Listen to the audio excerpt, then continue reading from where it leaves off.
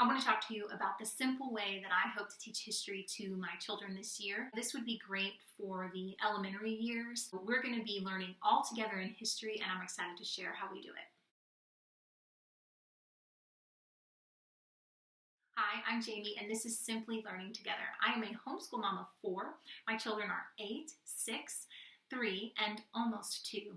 And I love when we can study subjects together. Not only is it fun for our family, but it's a lot easier on me as the teacher. I have a hard time thinking it's necessary to teach multiple levels of history multiple times during the day, especially when my kids are all at that school age and having to do that 4 different times during the day. I just really think that doesn't make sense when we can sit down and do it all together. And you might be thinking, that's a big range. Well, I'll tell you from our experience in the past, the things that I'm teaching to my 8-year-old, my 2-year-old is catching on right alongside her. And it's so fun to see. We can have these great conversations together as a family. They get to play together with what they've learned. I can really individualize conversation with each child. If I want to dig a little deeper, I can talk more to my oldest.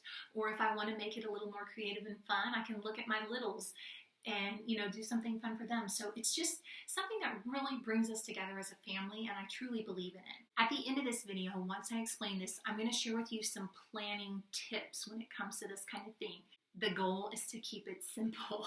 So be sure and check that out at the end so you can see how you can easily fit this into your day without adding any kind of extra stress. I spent months at the end of last year trying to figure out what I wanted to do for history. Now, in the past, we were in classical conversations, and it wasn't really something that I had to incorporate because it was in their program. Having to choose something to put in myself was a little bit scary at first. But I'm so thankful for the experience that we had at classical conversations because it really showed me what family learning is all about. It doesn't matter what age you are, there can be so much learning involved when you're doing it together. So I went on a search. I'm trying to think what is going to work for my kids. And I even looked at individual age groups, and it just didn't feel right. I heard a podcast that talked about how great it is to use books, storybooks, picture books, living books to teach your children about a topic. And I loved that. And then I had this idea about these chapter books. It's part of like a who was series, or where is, or how is. It's kind of how the titles start. And there's so many of them. And I thought, well, those would be great to read to the whole family to talk about certain things. And so that's kind of where I went with it. I did not like the idea of a textbook and having to, read through stuff and then write things down. I did a textbook my whole life, and I probably couldn't tell you 3/4 of the things that I was taught in my history classes. I wanted to read books together with my kids, and I wanted to dig into the stuff that we loved. I wanted to do some hands-on fun and just really enjoy what we were reading together. I wasn't quite sure how I wanted to organize it until I remembered. This has to do with being a part of classical conversations again, which we are not at the moment. And if you're not familiar with classical conversations, it goes through cycles. Like U.S. history is one and ancient history is another. Well, we missed the cycle 2. So there is a family out there that has matched a book to each week of classical conversations and has it all charted out. I will link that for you here so you can kind of see it. Since we missed that, there's that little gap there. Why don't I fill it with that list that this family has made? And so that was kind of my starting point. So I don't think that you need to be in classical conversations to do this.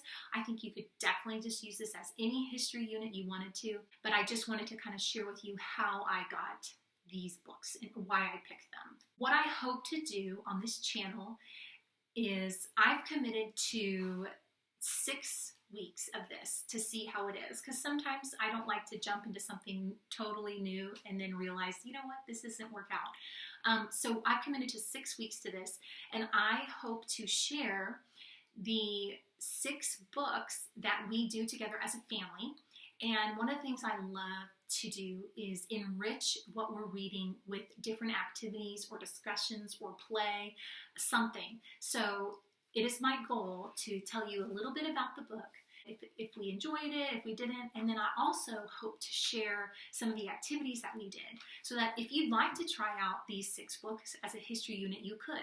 Or if you are in classical conversations and you're incorporating these, maybe that might be helpful to you. Or maybe you want to do this as kind of like a fun summer deal. Whatever it is, I just hope that your family can enjoy reading together, but also experiencing the book together through exciting activities. I'm going to count this as like an introduction video, so down below I will link you to a playlist, a history playlist that will have all of these books organized for you. So maybe if you like this style, you could do the same kind of thing with any one of these types of books in your home. And if we do love doing this, after the 6 weeks, I will hope to continue sharing these if that's something that you guys are enjoying. So let's talk about how I plan to do this book with some extra activities if we get to it. When I am doing something with my family, like a novel, as we read it, I get full of these ideas that would be fun. Or maybe I go on Pinterest before we read it and I see some ideas that could be added to our day. Most days, thinking of adding something extra to our schedule can be a little iffy. I'm not very comfortable with it. This is the mindset that I take in order to feel comfortable doing this. So once I know what book we're reading, I have a list of, I'll call it a wish list. Oh, this would be fun if we did this. Okay, it's a wish list. It's not a we're going to do it list. And I kind of pick what's the easiest, what's going to take more time, and kind of sort it in my head that way. Then I take that group of activities, sometimes it's only 2, maybe 1, maybe it's a few, and I call it putting it in my pocket, okay? I don't plan it out. I don't write it on a day, because I'm going to tell you whatever day I put it on, it's not going to fit. Something's going to happen. A diaper's going to explode, a milk is going to spill, somebody's going to have a meltdown, it's not going to work. So I keep it in my pocket. I know what they are. I make sure I have the things I need to do it. Most of the time, the stuff I pick is just like household things. And then I wait. I patiently wait as we read through this. There's going to be a day where things get done quicker than they normally do. I also schedule my days so that my afternoon is pretty open, so that we can fit things in here or there or play any kind of catch up that we need.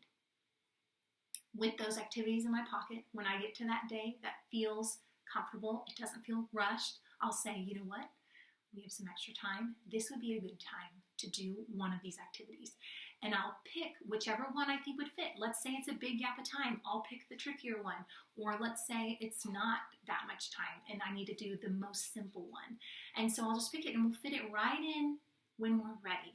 Remember, this is a wish list. Reading this book alone is going to be fantastic for my family. We're going to have discussions. We're going to talk about it. We're going to read about it. We're going to see pictures about it. It's going to be wonderful. Everything else is a bonus. So that list of things to do is a wish list. If we get to none of it, it's okay.